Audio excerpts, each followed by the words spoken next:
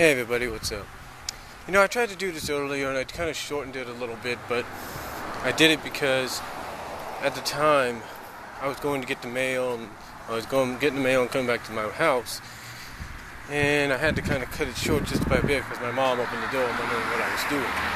This kind of plays into what I said in my channel update. Like, I gotta find certain reasons, like this reason right here.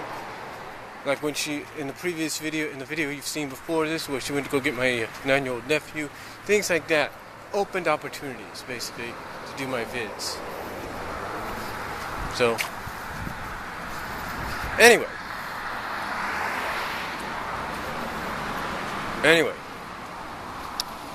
I wanted to talk a little bit, they check back and forth here, I wanted to talk a little bit about Money in the Bank.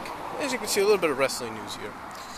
Money in the Bank, ROH's decision not to do live IPPVs anymore, and the whole TNA situation with it, and TNA, and the whole Mafia versus Aces and 8 deal.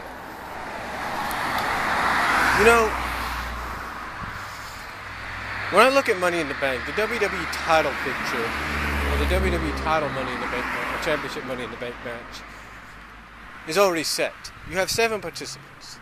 You have Daniel Bryan, you have CM Punk, you have Randy Orton, you have Kane, you have Christian, you have RVD, and I'm trying to think, there's somebody else. Okay, Kane, CM Punk, Daniel Bryan, Randy Orton, Christian, RVD, and Sheamus. Yeah, there we go. Those are the 6 in the WWE title championship title Money in the Bank match. Now, if everything goes according to plan from what has been reported online, Daniel Bryan should be a lock. Excuse me. Like I said, Daniel Bryan should be a lock to win Money in the Bank like he did last year.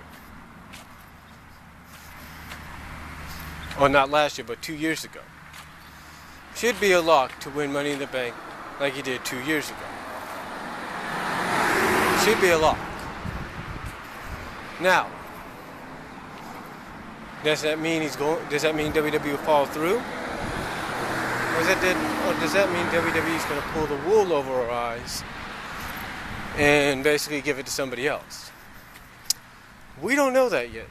But if it's a lock, then Daniel Bryan, if it is locked in that Daniel Bryan will win, then expect him, not cowardly, but expect him to do what guys like Cena and RVD have done before him, and that's cash in like a man at SummerSlam to prove once and for all he's not the weak link, and he is worthy of being WWE Champion.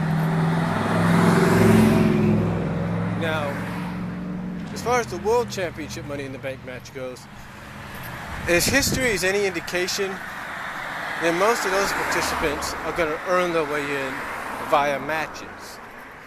But if they are announced just like the WWE participants were, then that would be a surprise. Now, as far as Ring of Honor goes, the big news coming out of Ring of Honor this past week is they will no longer be doing live IPPVs, internet pay-per-views.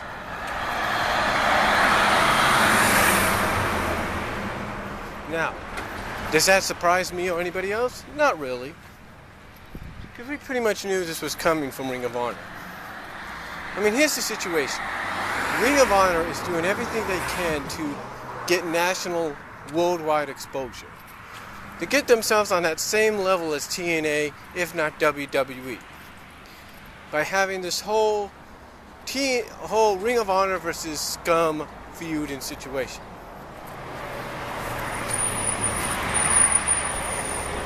Now apparently, I guess Ring of Honor believes that if they put hold on for a second.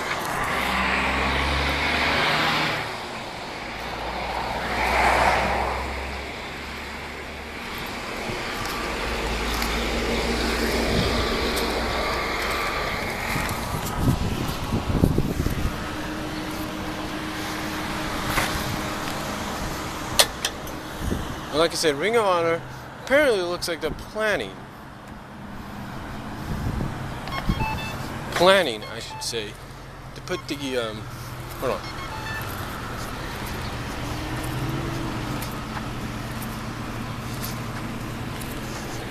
It looks like I said, Ring of Honor is planning to put the World Championship on Matt Hardy in the near future.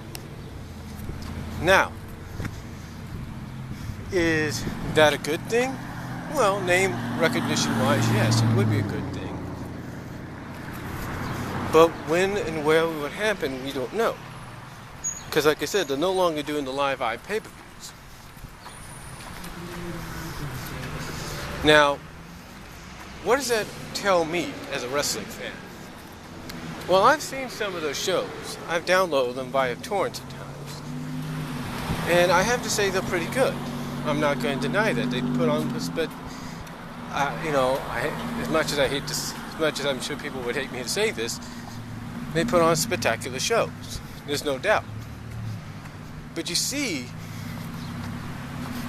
having the issues that they did, or that they have been having lately with their internet situation, internet pay-per-view situation, is not the best thing for them.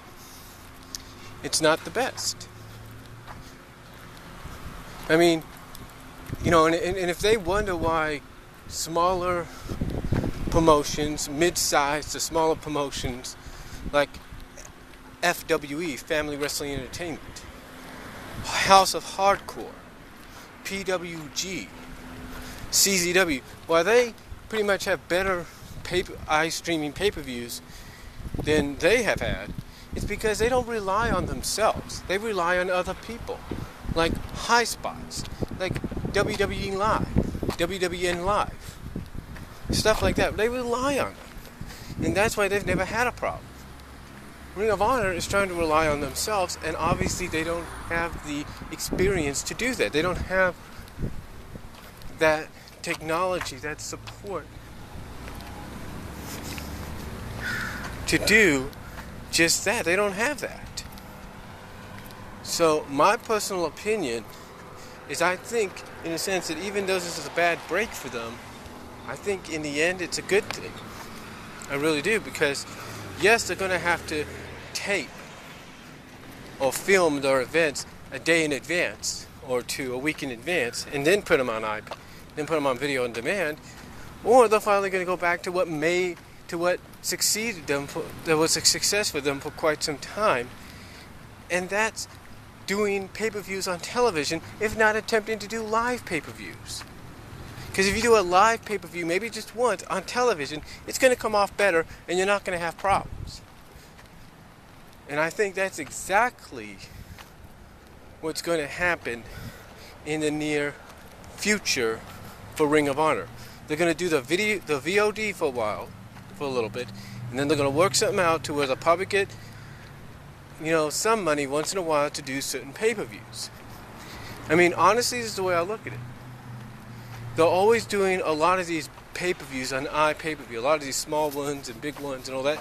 They should focus on the major pay-per-views, the major events, like Final Battle, like the anniversary shows, and maybe Death by Disarm. They should focus on those being the primary pay-per-view shows and the others being the VODs. That's the way I look at it. Now, going on to TNA, and as far as the whole Mafia Aces and Eights thing goes, if sources are correct, so far the 3 main event Mafia members that have been talked about have already been revealed, or will be revealed, the third one on this Thursday, 2 nights from now. But if what I think is going to happen, but if what I think is going to occur, then this is what I think is the direction they're going in. The direction they're going in is to basically, not only will they have the Mafia members together, but it's going to lead, if I'm correct, it's going to lead, maybe I'm wrong, maybe I'm correct, but it might lead, storyline-wise, to Bully Ray revoking the stipulation against Sting and giving Sting a world title shot. That's what I think they're heading towards.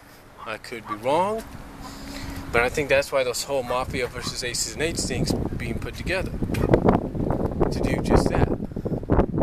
So, again, do I think that's going to happen? I don't really know. Are the members they've talked about going to be all the members they've been suspecting going to be revealed as the members?